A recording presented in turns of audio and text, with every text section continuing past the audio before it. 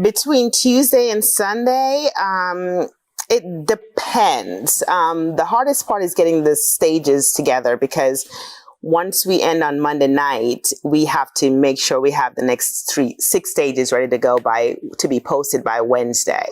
Right. So it depends on the schedules of the stage builders. Will determine when we get that. But as far as hours go, I really have never tracked it, but I try to do as much, maybe 5-6 hours over several days. I try to plan it so that it's not taking up too much time, but I'm trying to be more efficient with it. But setting up the match on practice score, registering our staff, posting the stages, and sit and wait on registration. And that usually doesn't take much unless I screw up on registration, opening a registration. But that's only happened couple of times. A couple.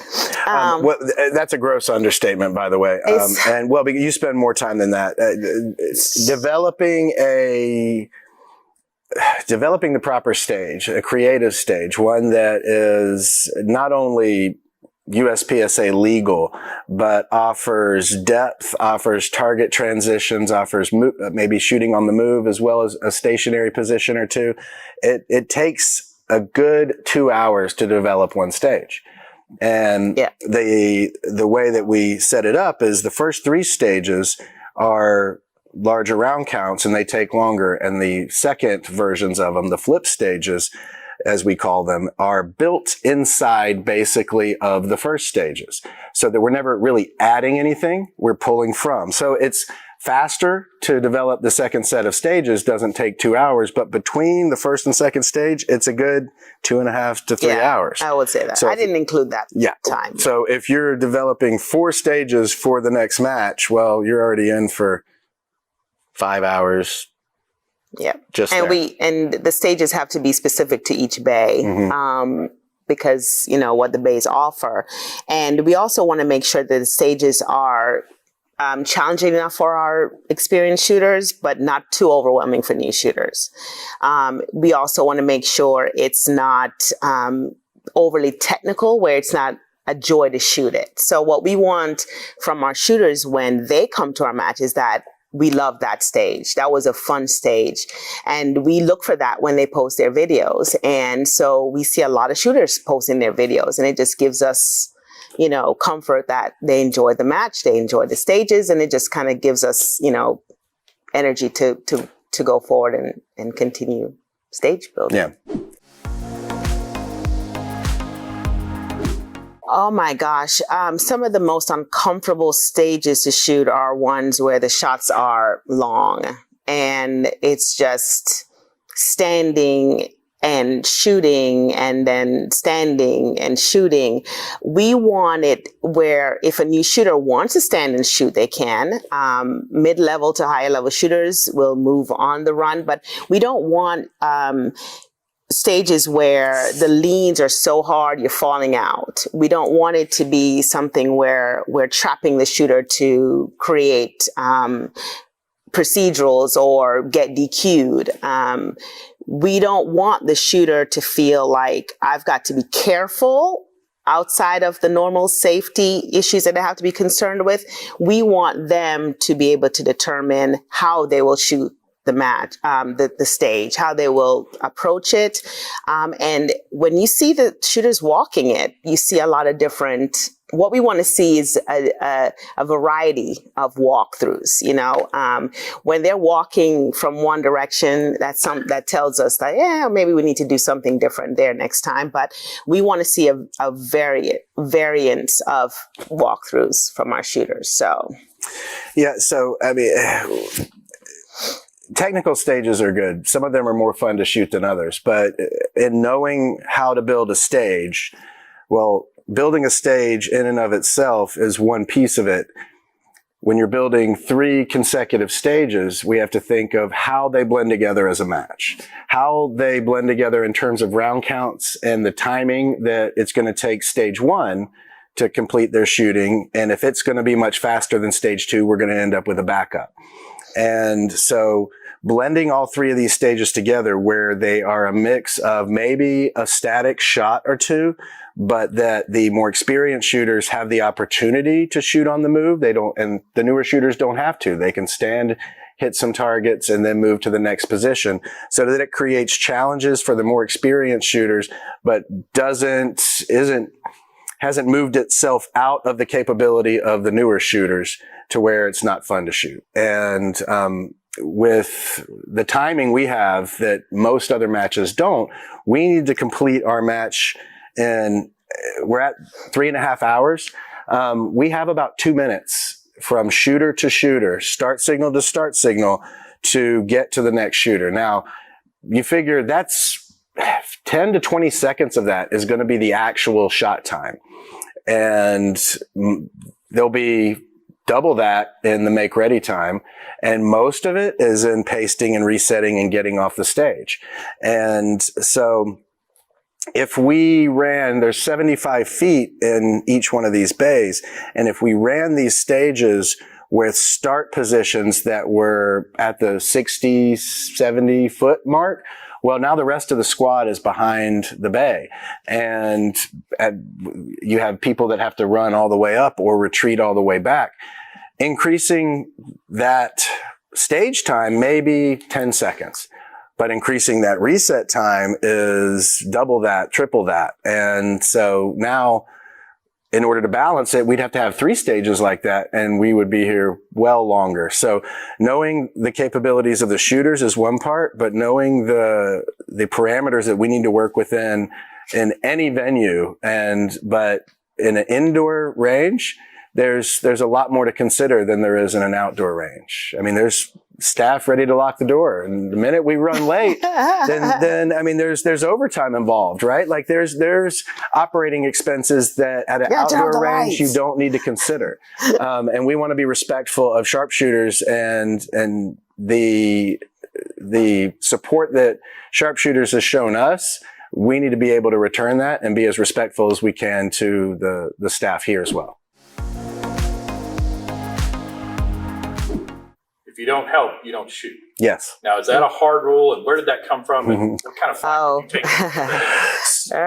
Okay, you want me to take this? You go ahead. Okay. Let's get her perspective. Yeah, go. She was a shooter at the time. Yeah. Are we talking about a particular person, or we? No. Well, if you want to generalize it. No, we the match. While we have a staff, we're doing it for the shooters, and the only way it can be successful is if everyone pitches in.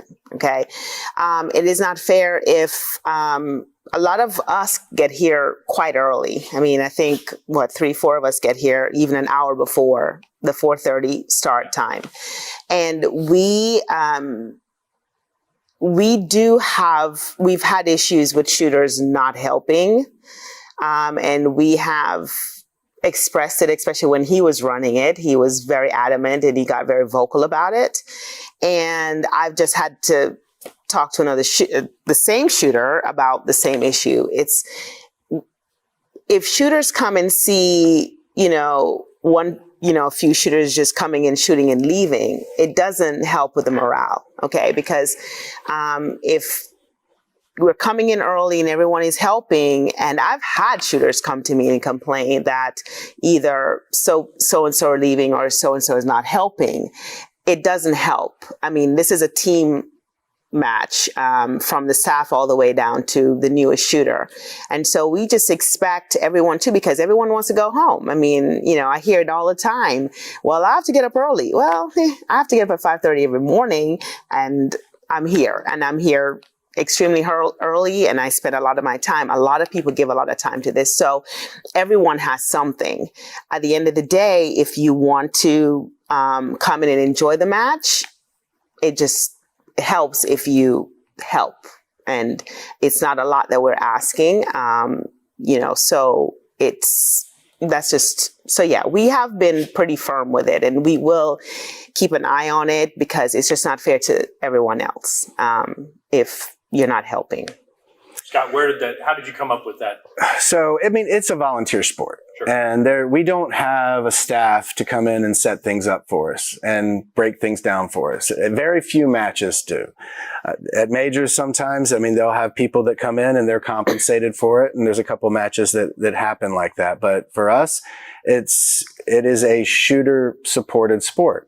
And, other local matches around here are the same. And, and actually have the same approach to it, that you are helping with setup, you're helping with breakdown. At some point you should do both. But if you're not willing to do that, then there's shooters that are willing to do that. Now, we pretty consistently have a wait list and of people who cannot get onto the shooter list because those people registered first. Now, if those positions are taken up by people who leave early or don't want to pick up brass or target sticks or put things away, then there's other shooters that are more than happy to. And it really doesn't matter to me the level of shooter it is, that whether you're a GM or you're a brand new shooter, it's attitude I look for and willingness to be part of the team. And we're not talking about a lot of time. Our breakdown time is 10 minutes. And if everybody's doing it, because it's 3 bays, we're all breaking down at the same time, 40 people breaking down 3 bays versus 20 of them leaving. And well, now we've doubled the time it's going to take to break down. And then that affects other people, not just us. So when we started, and it was, okay, well, we need to make sure we have people that are here and willing to support. We first had to create the demand, right? And so it needed to be a match that everybody appreciated and everybody wanted to support. Before you can say, get in here and help, well, do I even want to be here?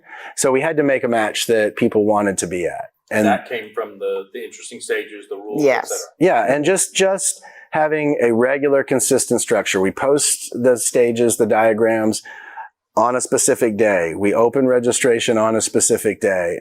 We communicate well in advance when we're going to do classifiers. And every night we post the results. And we're pretty active on Instagram. Our Facebook page is active. And I think that with the newer shooters coming in, they appreciate that and like to see that. So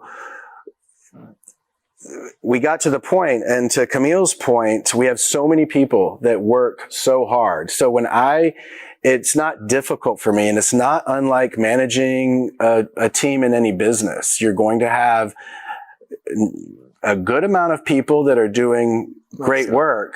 And if you don't address the ones that aren't or aren't willing to, well, now all the other people that are high performers are not going to be anymore. And they're either going to quit shooting or quit working. And because now it's okay for other people to just not do it.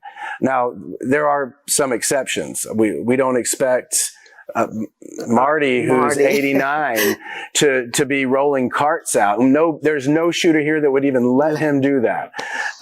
We just appreciate his presence, and any of us would work twice as hard to do his work. And we allow him to sit. Yeah. And the sitters are an issue too. So yeah, I need to bring in my own lawn chair. But can I? No. Okay. And so no fair. It was really pretty easy to address directly and generally that, guys, if you're not willing to help, then you're not willing to shoot, because so many of them are working so hard.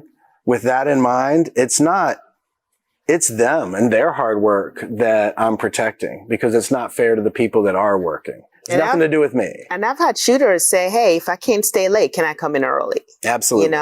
So those are the ones that, if they're on the wait list, most likely they're going to get on, because we want people who want to invest in the success of the match. And that's part of it, So we're putting in the time, we're putting in the effort, we're giving them, we're providing a service. That's how I look at this match. Mm-hmm. The shooters are our customers. And so if we are bringing you a quality match, we just ask that, you paced, And one of the big things, I've actually yelled at shooters because they didn't clean up the bays properly. You know, they're standing out there and like, there's still brass in there. Go clean it up. So it's a pet peeve for both of us. And we try to come up with ways to be more organized, to be more efficient. Like, in addition to, okay, how can we have a more organized breakdown? Who does what and when? Mm-hmm. We did that with the flips. And what we started doing is as we get towards the end of stages 1 through 3, we've printed extra copies of stages 4, 5, and 6. And we delegate. Okay, we pull everybody together. You're going to be in charge of moving these fault lines. Here's the diagram. You're going to be in charge of pulling this wall, this wall, this wall. You pull the barrels. And most of our stages are flipped in less than 3 minutes. Right. And so, 3 minutes is 3 minutes because hopefully everybody flips at the same time. And then we can shoot 6 stages in that amount of time. And then what we've also tried to do is to help with the breakdown at the end of the night. After the flips, whatever props are just laying around, we get them moved out. And we have designated guys that will organize the breakout and pack the connects. Mm-hmm. And so, I mean, we've, and that's just about part of the efficiency of it because everyone wants to go at, and scores don't get posted until the Connex is locked. And so that has really helped in getting us out of here at a decent amount of time. So, we designate people to do these things, and they're great at it.